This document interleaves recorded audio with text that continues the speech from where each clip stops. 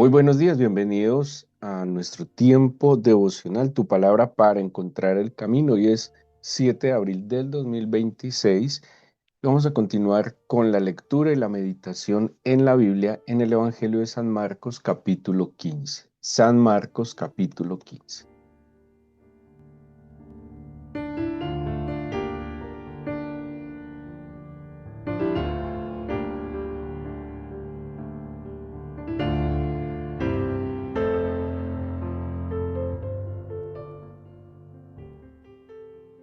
Como lo hemos mencionado antes, se atribuye que el Evangelio según San Marcos, Juan Marcos, sobrino de Bernabé, compañero de Pablo, em, es el escritor de este Evangelio. Seguramente su fuente histórica principal fue San Pedro, el apóstol Pedro. Escribe de manera más sencilla, más puntual su evangelio, y algunos explican que, o la mayoría de los comentaristas bíblicos, que es el evangelio más antiguo, por la sencillez, la simplicidad, y la forma también como está escrito. En la Biblia, los comentaristas bíblicos explican que los textos con menos elaboración generalmente son un poco más antiguos, tienen menos herramientas, menos tiempo, y que los escritos un poco más complejos pues son de un tiempo posterior. El caso es que el capítulo 15 nos habla del desenlace final del ministerio del Señor Jesús, ¿sí? Es donde se va a cumplir el objetivo, el propósito por el cual él vino. El Señor se calcula más o menos, pudo haber vivido entre 30 a 34 años, em, y tuvo una vida pública aproximadamente, según los relatos del evangelista Lucas, una vida pública de unos 3 años. ¿En qué consistió esta vida pública? Después del bautismo, es llevado por el Espíritu a la Galilea y allí empieza un ministerio que se fundamenta en las sanidades, en la predicación del Evangelio, en la enseñanza de la Escritura y también en la liberación. El desenlace final va a ser la muerte. Bueno, a propósito, acabamos de celebrar la Semana Santa, donde celebramos esta última semana de vida, lo que se conoce como la Semana de la Pasión, que se abre con la entrada triunfal del Señor a Jerusalén, donde hay una proclamación, bueno, hay una autoproclamación por el acto que él hace, el hecho de que él entrara en un asno a Jerusalén, desafiando de alguna manera las autoridades religiosas del pueblo judío. Hay una autoproclamación, pero también hay una proclamación del pueblo cuando declaran el Hosana, ¿sí? Sálvanos ahora, hijo de David, bendito el que viene en el nombre del Señor. Pero pues había digámoslo así, un furor, una emoción de la entrada triunfal. Ya les decía que había sido antecedido por un milagro impactante como fue resucitar a Lázaro. Y así que viene toda esta semana que hemos visto que fue de confrontaciones, una semana de desafíos también a ese sistema religioso que tenía de alguna manera también oprimido al pueblo judío. Y llegamos al final donde Judas pues lo vende, como nos cuenta la historia bíblica, y, y pues facilita todas las cosas para que el Señor sea tomado. En el juicio del Señor, el juicio del Señor no fue un juicio justo de ninguna manera, hubo mentiras, tuvieron que acudir a falsos testimonios, acusaciones sin fundamento, pero pues ante esa es la injusticia, ¿no? Y, y el Señor definitivamente es condenado. Bueno, hay una cantidad de acontecimientos en estos últimos, digamos, en estas últimas horas de vida del Señor. Tiene que ver también con el cumplimiento de las profecías mesiánicas. Hemos mencionado el Salmo 18, el Salmo 22, Isaías es muy mencionado en estos en estos últimos momentos de vida y ministerio del Señor Jesús,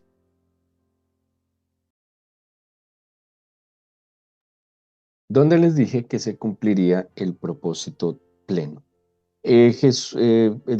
Pilatos, que era el gobernador de Judea, Judea tenía, bueno, la Tierra Santa estaba dividida en diferentes provincias, dos muy importantes eran Judea eh, y Galilea, también estaba Samaria, estaba Decápolis, pero pues la Biblia se centra mucho en Judea y en Galilea, puesto que pues Judea era el centro digamos, del pueblo judío. Allí estaba Jerusalén y desde allá gobernaba Poncio Pilato, que era un cónsul o un procónsul romano.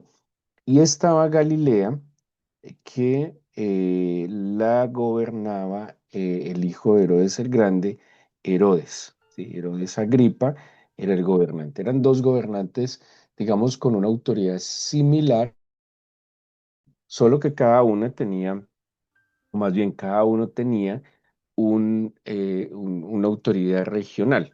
Antes de Herodes Agripa, perdón, de Herodes el tetrarca, y antes de Poncio Pilato estaba Herodes el Grande, que gobernaba todo. ¿Sí? Él era rey de todo lo que era Judea, Samaria, la Galilea, pero cuando se muere, pues se divide entre sus hijos.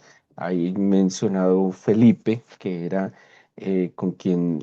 cuya esposa se casa luego con Herodes, y Judea, que estaba pues su capital era Jerusalén, o el centro era Jerusalén, era gobernado por Poncio Pilatos. Pero como Herodes era hijo del Herodes el Grande, había un palacio en Jerusalén que él visitaba, ¿sí? Pero pues no es que él tuviera autoridad. Por eso cuando él está, el Señor Jesús está juzgado por Pilato. Pilato se da cuenta de que Herodes, que no es gobernante de Judea, sino que viene de otra región, se los pongo al sí, algo así como que Poncio era el gobernador del valle y Herodes era el gobernador de Antioquia, pero Herodes tenía una casa, ¿sí? Un palacio en Cali, ¿sí? O sea, él podía venir a Cali, pero no tenía ninguna autoridad. Pero perdón, Poncio Pilato, cuando se da cuenta que Herodes está en Jerusalén, se lo envía a él porque él dice, si este es Galileo, pues quien tiene que juzgarlo es el gobernante de los Galileos. Y por eso juegan un poco con el Señor. Entonces Poncio se lo envía a Herodes. Herodes le dice, no, pero pues yo no tengo jurisdicción aquí, o sea que yo tampoco lo juzgo. El caso es que terminan los dos, y Poncio, como dice, lavándose las manos y es condenado. Bueno, sabemos que todo esto hace parte del plan del Señor. Muy dramáticas estas últimas horas, el pueblo que aclamaba Hosana, Hosana al Hijo de David, es el pueblo que también tristemente está gritando crucificadle, ¿sí?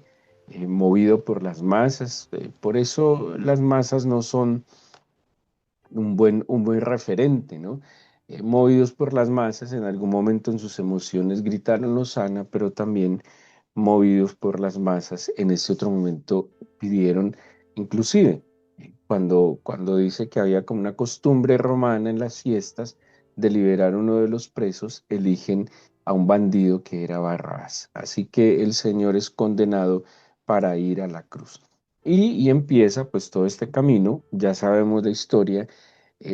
Los romanos eran muy crueles, pero no eran tan crueles al punto de que si alguien iba a ir a la cruz, lo torturara, ¿sí? O sea, no había dos castigos. La tortura, la flagelación era un castigo y la crucifixión era otro castigo.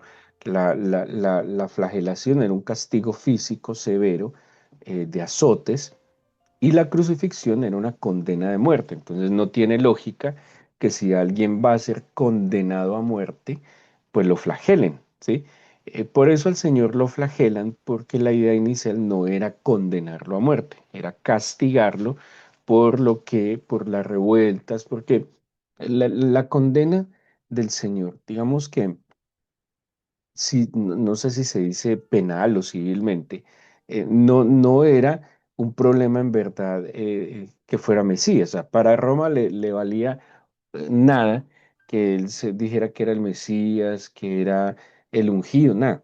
Para Roma no tenía problema con eso. La acusación para los romanos era que él era un sedicioso, que le estaba generando unas revueltas, y eso era lo que le preocupaba a Roma, que hubiera una desestabilización de la Pax Romana, que era muy famosa, y por eso lo condenan es porque es visto como muy revoltoso. Bueno, cuando Poncio Pilato lo ve y dice, no, esto es un asunto religioso, esto es interno, pero la manipulación y la presión de las élites judías y del pueblo eran tales, pues que Poncio Pilato cede y por eso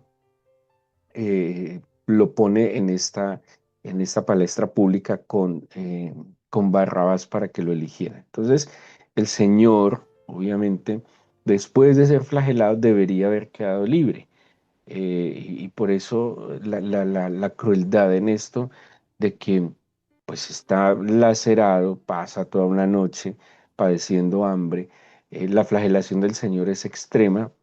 Yo siempre recomiendo ver la película de Mel Gibson, la de la Pasión de Cristo, porque es lo más cercano, según los relatos históricos, a lo que sería la flagelación. Sí, es muy brutal. Así que el Señor, además de ser flagelado, luego en últimas terminan también condenándolo a la cruz. Por eso en la narración que empieza en el versículo 21 tienen que pedirle ayuda a un personaje que parece que va a ser muy importante en la iglesia cristiana, Simón de Cirene, padre de Alejandro y de Rufo, que van a ser referentes de la iglesia cristiana, que venía del campo a que le llevase la cruz, ¿sí? O sea, él estaba tan agotado, tan lastimado, que no tenía la fuerza para llevar la cruz. Y aquí aparece Simón de Cirene que le va a ayudar y lo llevaron a un lugar llamado Gólgota, ¿sí? En Jerusalén, cerca de el jardín de la tumba, hay un lugar que tiene esta descripción que históricamente se ha llamado Gólgota. Está a las afueras de la ciudad por la puerta de Damasco y tiene mucho sentido porque la ubicación de este lugar está en el camino a Damasco, ¿sí? La puerta de Damasco se llama Puerta de Damasco porque es la entrada del camino que viene de Damasco. Así son algunas puertas en Jerusalén, por ejemplo, está Jafo, la puerta de Jafo o de Jope, porque va en dirección del camino hacia el puerto marítimo de Jope o de Jafo, que se conoce de esas dos maneras. Asimismo, la puerta de Sión, que dirige hacia el monte Sión. Bueno, el caso es que el Señor va a ser crucificado en un camino muy concurrido y para que la gente lo viera. ¿Sí? Esa era la idea, de que fuera una lección que nadie más se atreviera a desafiar el imperio romano y por eso hacían la crucifixión.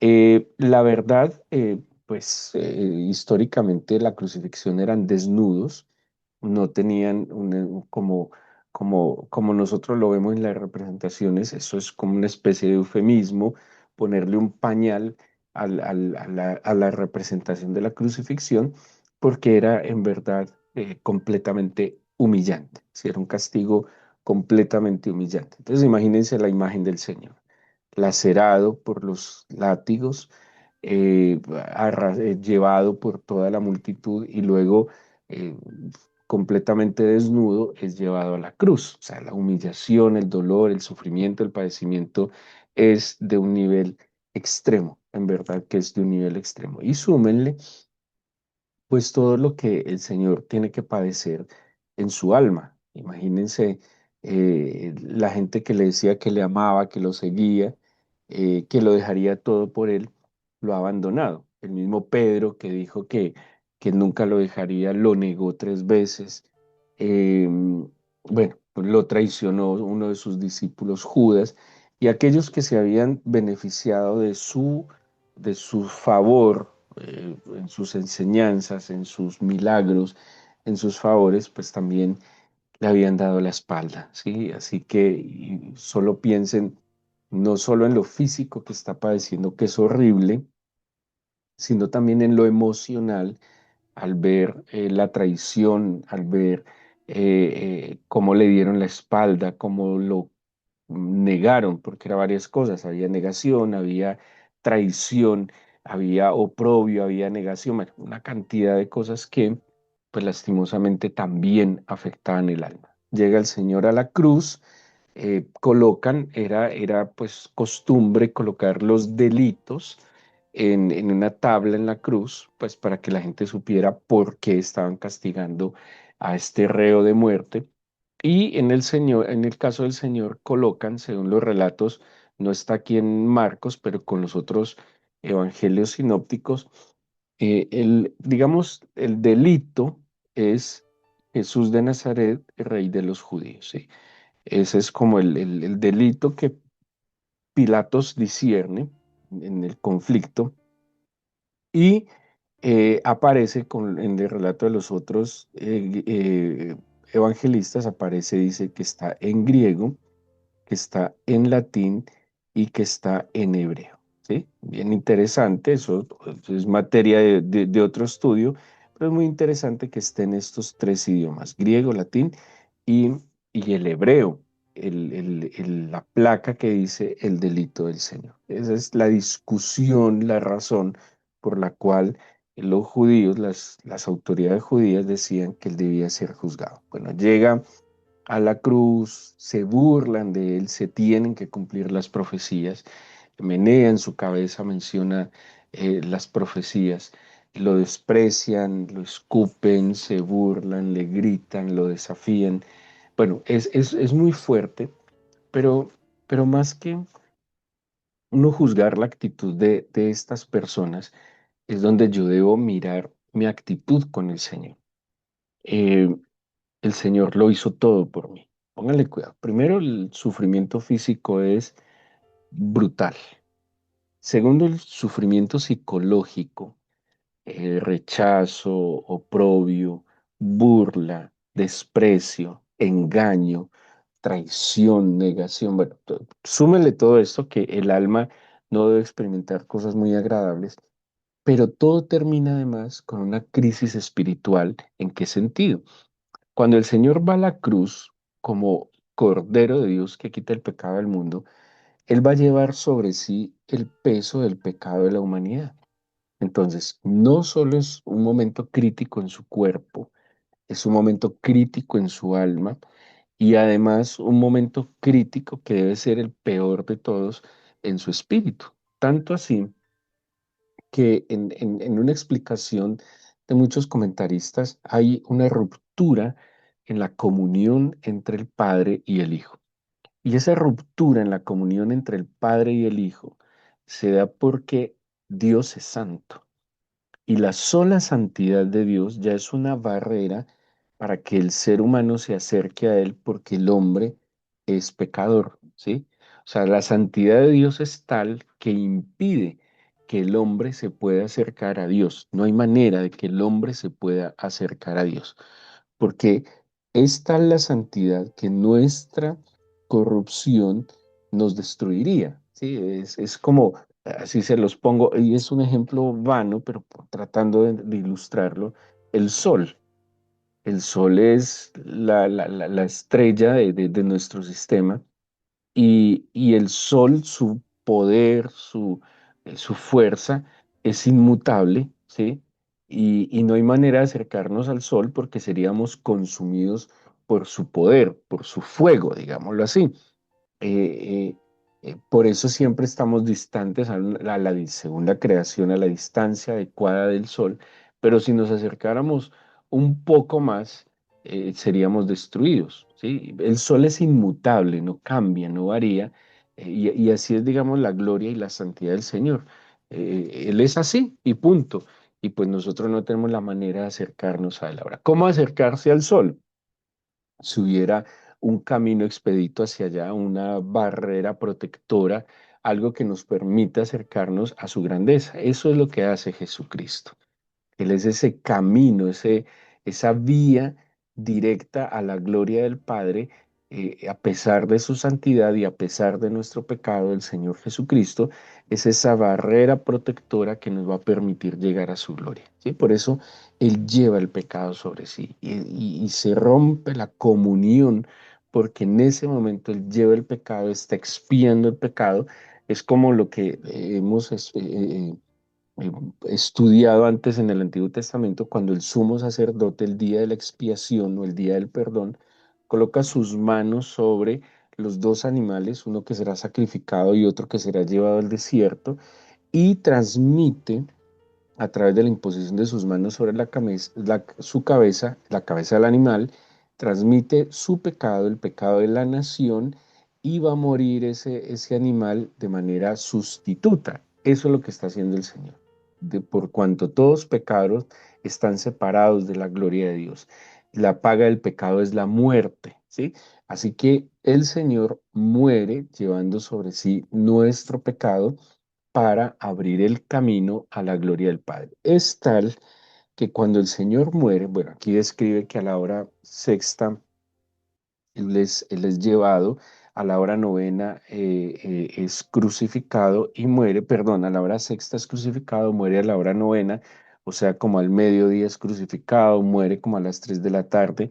El día romano empieza a las 6 de la mañana, de 6 a 6 el día. ¿Sí? Entonces la tercera hora es las 9 de la mañana, la sexta a las 12 y la novena hora sería a las 3 de la tarde. Y cuando él muere, dice que se abre el, el velo del templo. El velo del templo tenía un grosor de un palmo, era muy grueso, eso no era tan fácil de romper. Y se dice que se abre de arriba abajo, abriendo la brecha, una brecha de un camino entre el lugar santo y el lugar santísimo, ¿sí? O sea, cuando el Señor muere en su cuerpo, nos abre un camino, como dice la Biblia, vivo y nuevo que nos lleva al Padre. Si este es digamos, el relato más importante de la Biblia para nosotros como cristianos, en que el Señor de manera sustituta lleva sobre sí nuestro pecado, padece en su espíritu, en su alma y en su cuerpo para darnos libertad y poder tener acceso al Padre. Bueno, el Señor va a clamar a su Padre. Elí, Elí es una expresión aramea. Aquí aparece como Eloi, que es como mi Señor, o Señor mío, lama sabactani, ¿por qué me abandonaste? ¿Sí? En el desespero, en la soledad, de nuevo. ¿Por qué el Señor no percibía al Padre? Porque se había interrumpido su comunión a causa del pecado y ya era necesario que muriera la víctima, el Cordero. Por eso es el Cordero de Dios que quitó el pecado del mundo. Porque así como en la antigüedad el Cordero quitaba el pecado de la nación de manera puntual, ¿sí?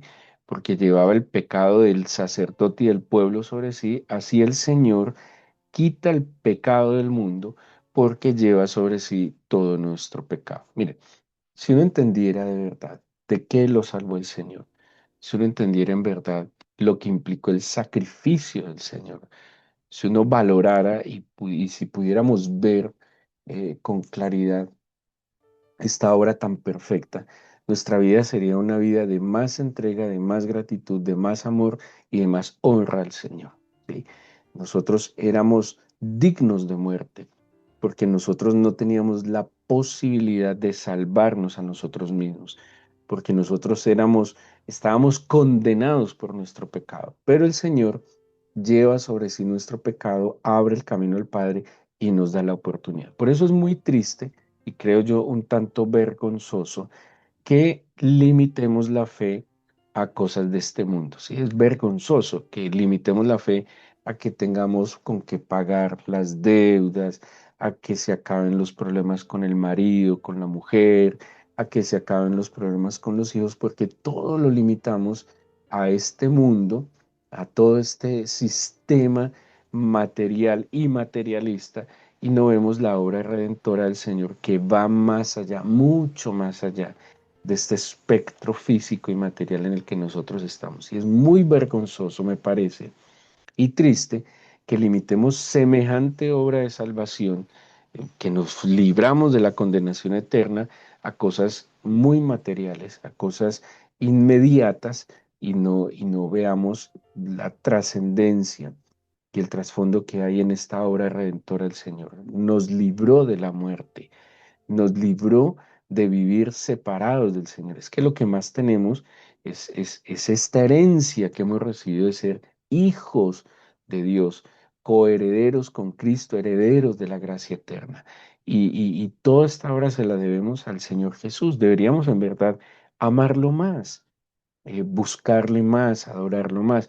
Por eso, cuando vemos estas actitudes de que unos le gritaban Hosana y esos mismos a la semana le están gritando crucificarle, es que nosotros también traicionamos al Señor, es que nosotros también negamos al Señor, es que nosotros también hemos vendido al Señor por 30 monedas de plata o por más o por menos, nosotros también lo hemos afrentado. Lo hemos afrentado cuando no damos gloria, honra y alabanza al Señor, ¿sí? Entonces, es muy importante, pues que nosotros podamos ver esta obra, aceptar esta obra, agradecer esta obra y mirarla en la proporción justa. Nos amaron eternamente, prolongaron su misericordia hacia nosotros y esa misericordia se materializa en la obra y redención que hizo el Señor Jesucristo con nosotros. Démosle gracias al Señor por su palabra, por su obra en la cruz, por, como decía la canción que escuchamos hace un rato, por esa preciosa sangre que fue derramada, que es el precio que se pagó por cada uno de nosotros. Démosle gracias porque Él abrió un camino nuevo y vivo hacia el Padre, porque llevó nuestras culpas sobre sí, padeció lo que justamente nosotros debemos haber padecido, el dolor eterno de las consecuencias de nuestro pecado. Pero hoy, Señor, damos gloria, honra y alabanza a tu nombre y agradecemos que nos hayas liberado, que nos hayas amado.